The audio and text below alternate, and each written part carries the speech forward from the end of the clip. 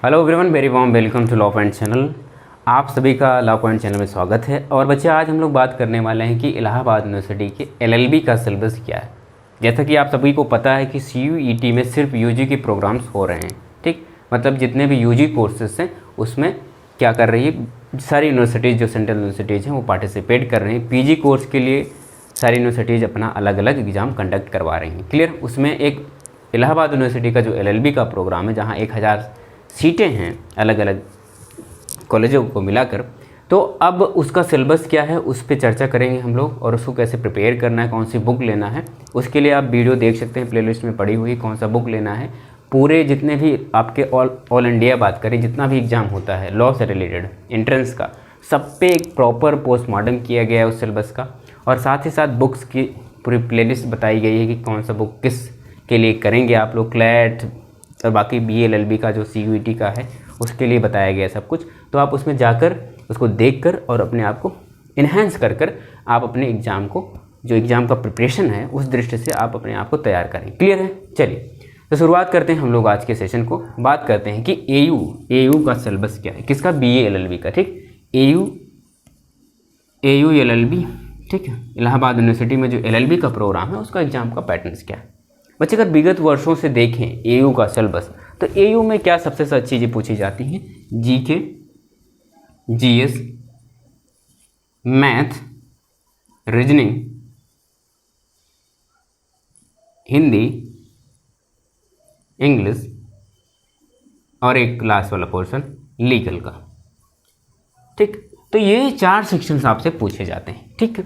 अगर पिछले साल की बात करें 2021 में तो यहाँ पूरे 100 क्वेश्चन आए, ठीक, क्लियर है। 100 क्वेश्चन आए जिसमें से सबका वेटेज अपना अपना था। चलिए अब हम लोग बात करते हैं कि एयू इलाहाबाद यूनिवर्सिटी का जो एलएलबी का सिलेबस है उसमें किस तरीके के बदलाव होते रहते हैं और क्या क्या चीज़ें उसमें पूछी जाती हैं, क्लियर है। तो यहाँ देखिए बच्चे, सभी का वेटेज इलाहाबाद यूनिवर्सिटी में समान रहता है, ठीक।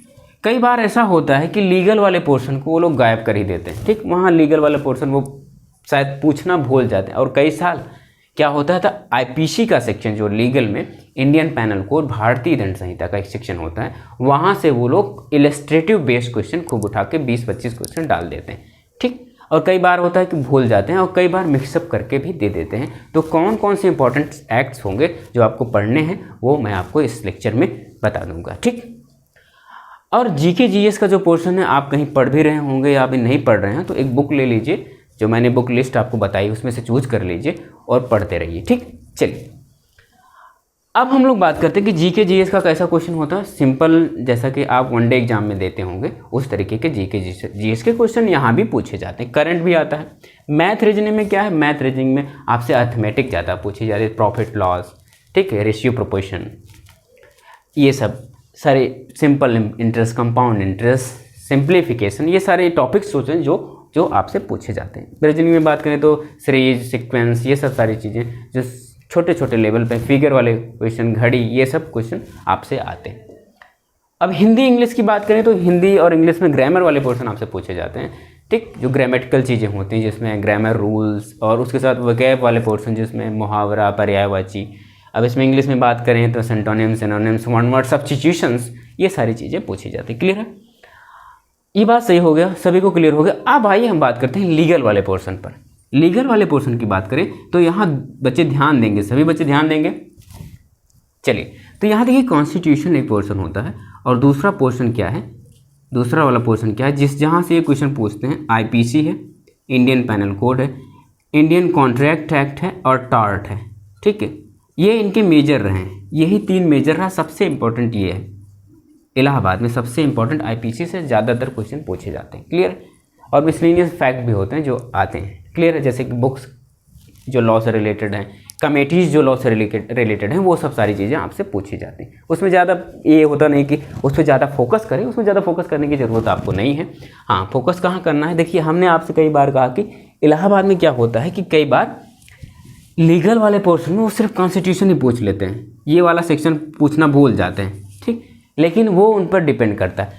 आप क्या कर सकते हैं, सेफ जोन में रहने के लिए, सेफ जोन में रहने के लिए कॉन्स्टिट्यूशन को अच्छे से पढ़ लें और आईपीसी को अच्छे से पढ़ लें, ठीक है। आपका काम बहुत ही अच्छे तरीके से हो जाएगा, सिर्फ लीगल वाले पोर्शन को लेकर। दो, कौन सा, कॉन्स्टिट्यूशन और आईपीसी। अब कॉन्स्टिट्यूशन में कौन सा इंपॉर्टेंट पार्ट है, यूनियन वाला पार्ट सबसे इम्पोर्टेंट है। स्टेट लेजिस्लेचर जो पार्ट है वो यूनियन में बहुत सारा पूरा कंबाइंड आ जाता है, जिसमें प्रेसिडेंट, वाइस प्रेसिडेंट, उसके बाद जो लोकसभा है, राज्यसभा है, ये सारी चीज़ें उसमें पूछी जाती हैं, ठीक। एक्ट, फिर इमरजेंसी है, अमेंडमेंट है, सारी ये चीज़ें कैसे होती हैं। वो फंडामेंटल राइट से भी क्वेश्चन आते हैं, डीपीएसपी फंडामेंटल ड्यूटीज़ से भी क्वेश्चन पूछे जाते हैं, क्लियर। और बाकी जो आप कहेंगे कि जो जीके वाले पोर्शन, जैसे कि कौन कॉन्स्टिट्यूशनल सोर्सेस होते हैं, वो पूछा जाता है, किस पार्ट में क्या बातें कही गई, किस अनुसूची में कौन सी बातें कही गई, कॉन्स्टिट्यूशनल अमेंडमेंट की कब कब हुआ, क्या उसमें बातें कही गई, वो सारी चीज़ें आपसे जीके के तौर पर पूछी जाती हैं, क्लियर बच्चे।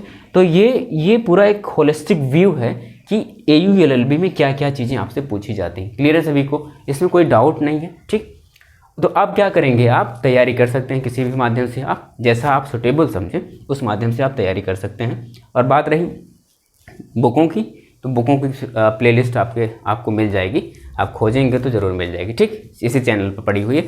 तो आप अब, लेकिन आपकी एक जिम्मेदारी भी है, इस चैनल को क्या करें, आप ज़्यादा से ज़्यादा शेयर करें, ताकि मैं आपका हेल्प किस तरीके से कर सकूं, मैं उस पर सोच सकूं, क्लियर है बच्चे।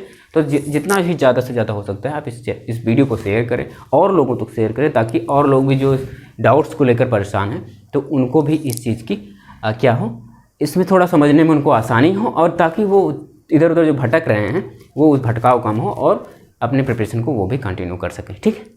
तो चलिए, मैं सोच रहा हूँ, ये समझ रहा हूँ कि आप इन बातों को समझ रहे होंगे। मैं आशा करता हूँ कि आप स्वस्थ होंगे, मस्त होंगे और अच्छे से पढ़ाई कर रहे होंगे। चलिए, मिलते हैं एक नए इन्फॉर्मेशन के साथ विथ न्यू वीडियो। तब तक के लिए दीजिए इजाज़त, धन्यवाद।